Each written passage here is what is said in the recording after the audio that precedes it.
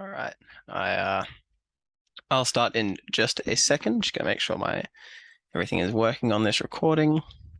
Hope you can hear me. I'm gonna start my own little timer so I kind of have an idea of where I'm going, what time I'm up to in my speech before I start recording, and hopefully you don't start your timer quite yet either. No worries, all good. All right. 3, 2, 1. Good morning or afternoon. I assume I'm talking to Roger, Roger Lord. But today I'm going to be talking to you about what the role of the media is in ensuring the quality use of medicines, if there is one. And to help you follow along, I'm going to break it down underneath a few primary headings. First section, information. A few definitions, what is medicine, what does quality use mean, and who actually has a role in ensuring the quality use of medicines. The second section will look at who holds the leash, who actually enforces these quality uses of medicine, the different government agencies and authorities holding account on behalf of advertising, particularly at our media and the quality, again, use of medicines. And then finally, we're going to look at the media, talking through what that means. It's a pretty broad term. And then I'm going to tighten the focus and look at the media's particular responsibilities. And I'm planning to show 2 examples that'll hopefully examine different ways in which the media works alongside our medicines industries to ensure a widespread quality use of medicines. Sound good?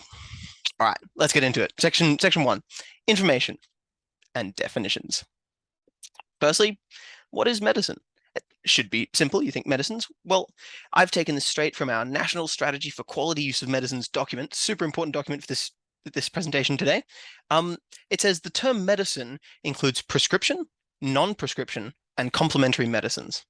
That's a bit wordy, but in essence, all prescription, like your antidepressant, stronger pain medication, stimulants for disorders like ADHD, that's what prescription medicines entail.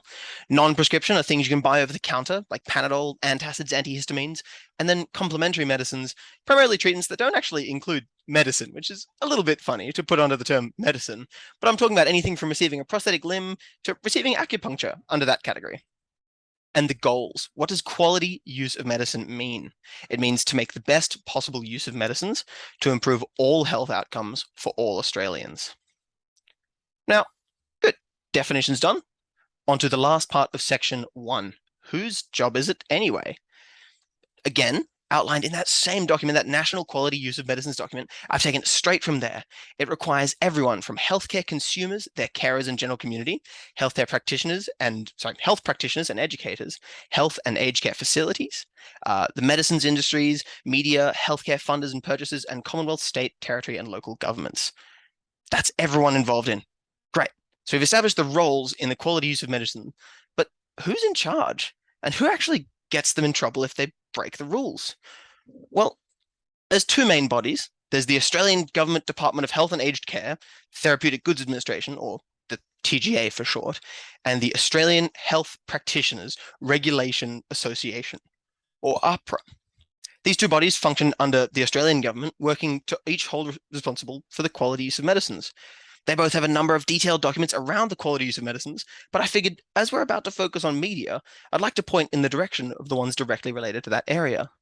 The TGA has a legislative document titled C2021C00376, or for the rest of us humans, it's titled the Therapeutic Goods Act of 1989, which outlines the rules and regulations surrounding advertisements and media-centric interactions with medicine.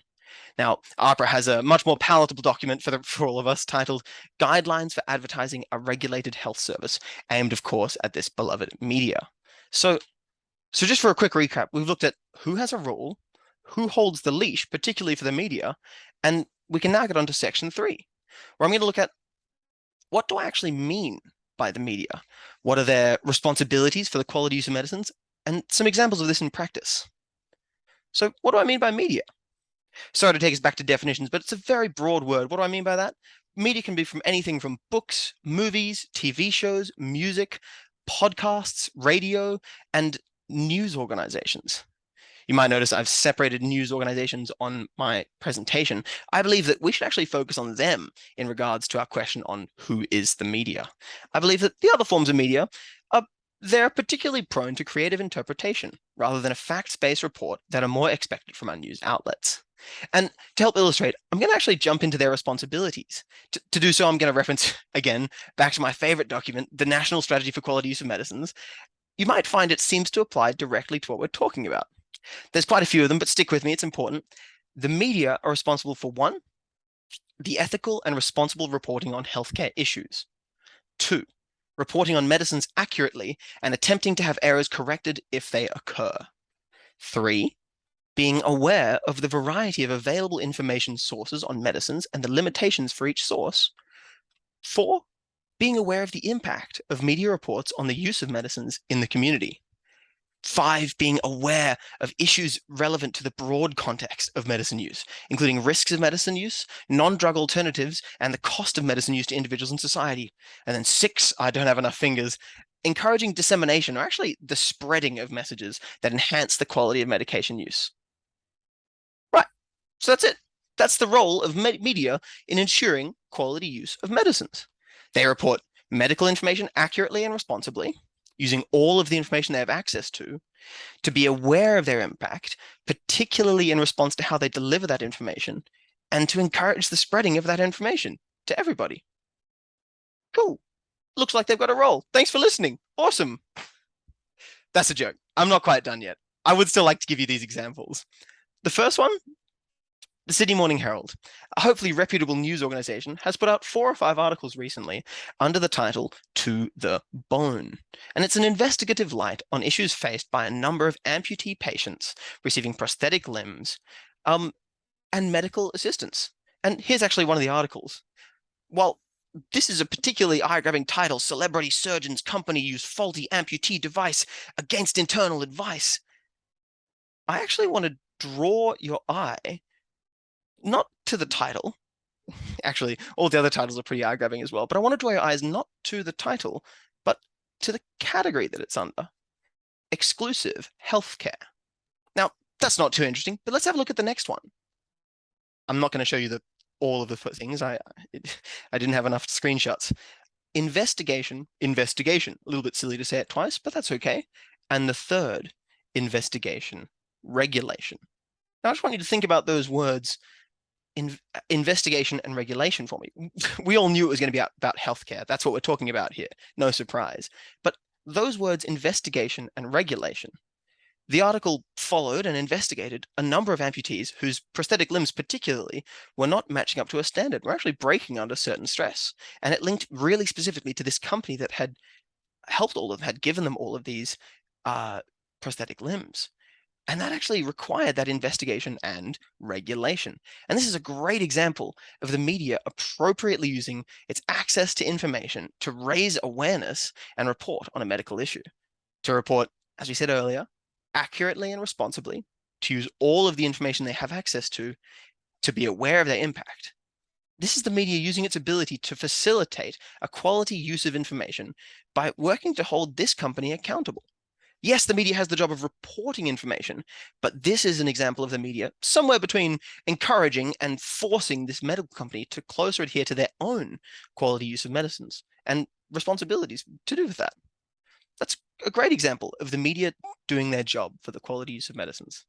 And I'm going to give you another example with a slightly different focus. It's titled Prescriptions for ADHD Medication Double in a Decade.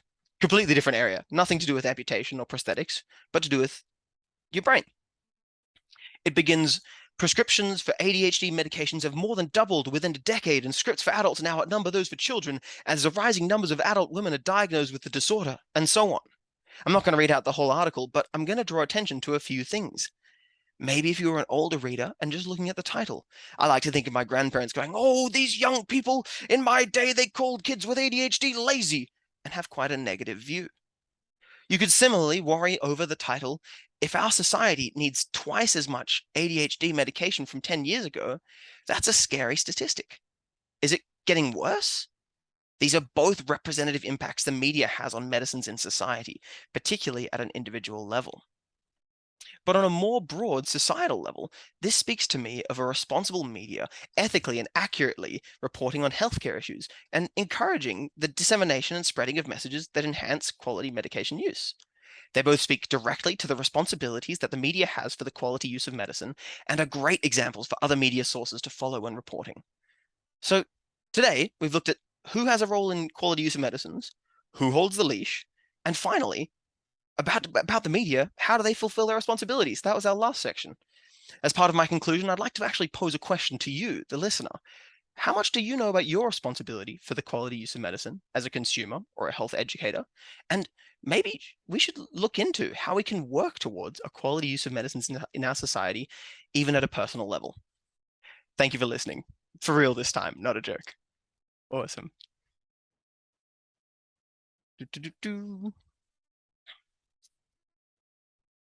And let's hit stop recording in just a second.